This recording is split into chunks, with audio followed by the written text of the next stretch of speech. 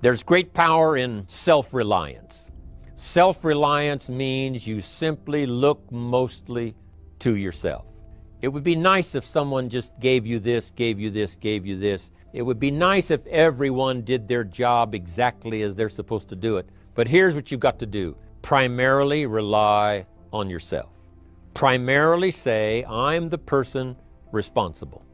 And I will learn the necessary skills so that I can help people learn their skills.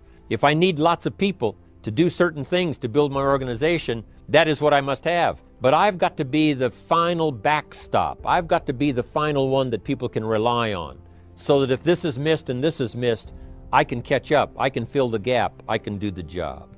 We have to do it when we conduct meetings. We have to do it when we conduct training. We have to do it when we're in a class of just a few. What someone might have missed, we're there to fill in. Self-reliance.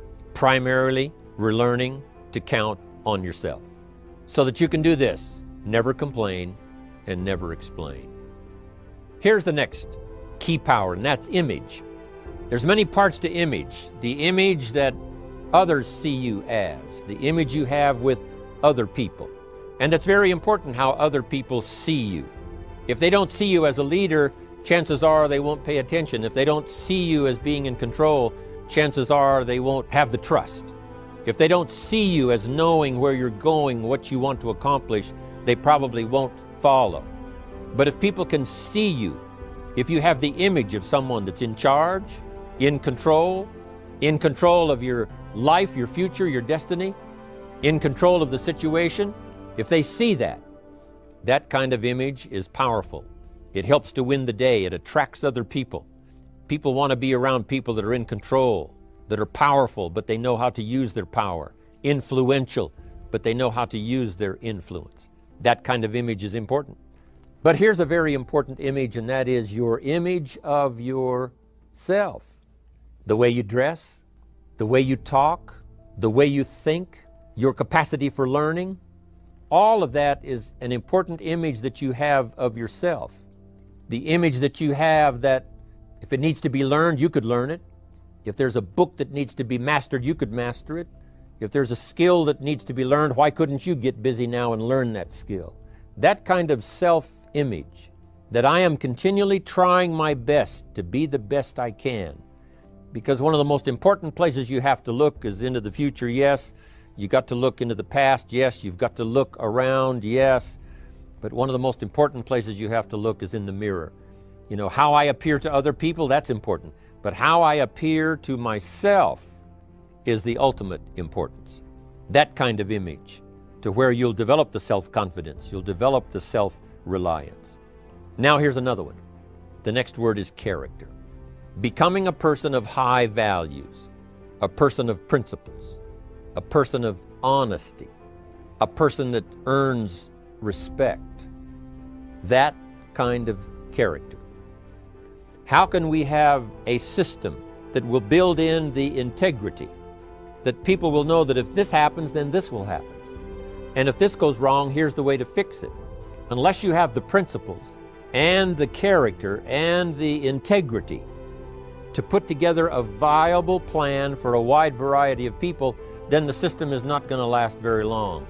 And I've been around long enough, and I'm sure you have been around long enough to see a lot of systems that got started, but they failed. And the reason is because they were not constructed with integrity. They were not constructed with character. They were not constructed with doing the right thing. They might have been constructed to take advantage. You know, cash it out as quickly as possible and leave. When someone took advantage and didn't have the character, didn't have the principles, and didn't have the character to stay, the character to see it through, the character to do the right thing. So this is important, to develop the character within yourself, that people see you as honest, as fair, willing to do the right thing, willing to be helpful, but always willing to walk the center line, not to pass the line. That sometimes people want to speed up the process by cutting the corners, by neglecting to do the right things, you know, to cheat a little here, you know, cross the line just a little bit, because then, you know, it'll grow faster and you can cash in quicker. Not necessary here. In the marketing system, the kind of integrity we have among each other, the kind of character we have to rely on each other, because here's what we cannot do. We cannot do this by ourselves. Vitally important. Building and developing your own character. Now here's another one. It's called self-discipline. Self-discipline, all of us have a challenge with that. Because sometimes it's easy, and especially if you're working hard, doing the best you can, it's easy sometimes to let up and let it go. But if everybody will have the discipline to say, I will do the best job I can. I will make mistakes, of course, because we're all human, but I'll try to remedy those mistakes and do the best job I can. That kind of self-discipline that understands how important your part is in all of the functions that work. Coming to work on the set here, HBN, there's so many people that play a part. And each one of the parts that are played is necessary to put on the broadcast, make it viable, make it real, make it powerful. Any couple of them missing, and it would be a disaster. But all of it put together, and it works like a charm. Each person developing the self-discipline to do their part, do their job.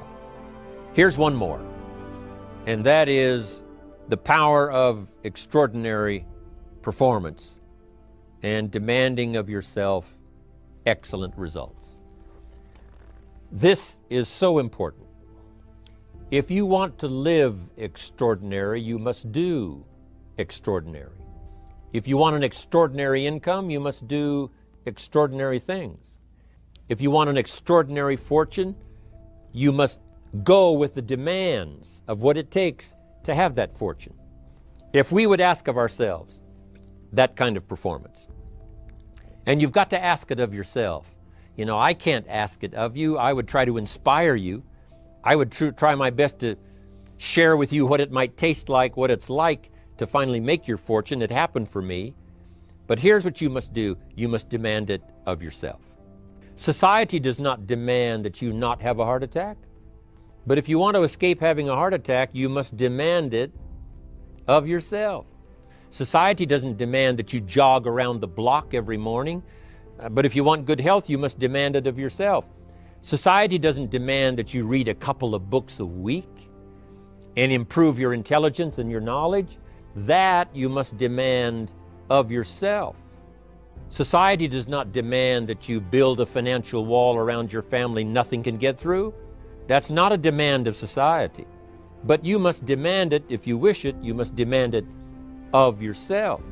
Society doesn't demand that you learn a list of skills in order to ensure your own future and the future of your family. Society doesn't demand it, doesn't require it. It is not a law.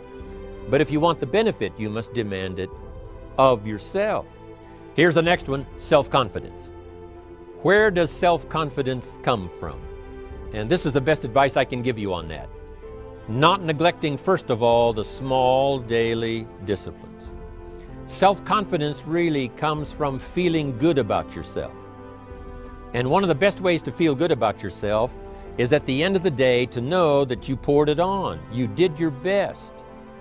If you conducted a meeting, you did the best you could. If you made a phone call, it was the best phone call you could possibly make. If you wrote a letter, it wasn't a casual letter, it was your best letter. At the end of those kind of days, when you feel good about yourself, self-confidence starts to rise. You know that if you can have this kind of a good day, you can have another one the next day, and those days become the weeks become the months, and the month becomes a powerful year. Self-confidence comes from the lack of neglect. If you will not neglect to do the small daily disciplines, that's where self-confidence comes from. Part of good health is self-confidence. I know I'm going to be healthy. I take the Herbalife products. I eat the apple a day. I walk around the block. I do the jogging on the beach. At the end of the day, when you've really poured it on and you've done all the stuff, self-confidence grows. That self-confidence affects your health. It affects your future. It affects your psyche. So this is true. One of the great powers is self-confidence. Self-confidence means willingness to do whatever it takes to achieve. Some people say, well, I'll do it for a little while and see what happens. You know, I'll try a couple of things. If that doesn't work, I'm out of here. And all of us know that that kind of person doesn't have much of a future. But if you're willing to do whatever it takes, If I have to learn a couple of things, I will learn those things. If I got to learn 5 or 6 things, I'll learn all 6. If I have to take an extra class, I'll take an extra class. If I've got to read the books, I'll read the books. If I have to consult with people who know more than I know, I will do the necessary consulting. Whatever it takes, I will do. That starts to develop unbelievable self-confidence.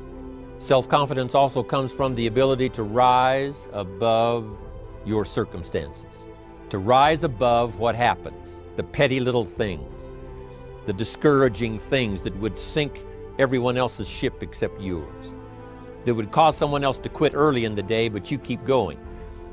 That kind of willingness to overcome all circumstances, whether it's the little challenges or the big challenges. If you're willing to do that, I promise you, this kind of power will work for you, and in you, the variable, it'll make a difference.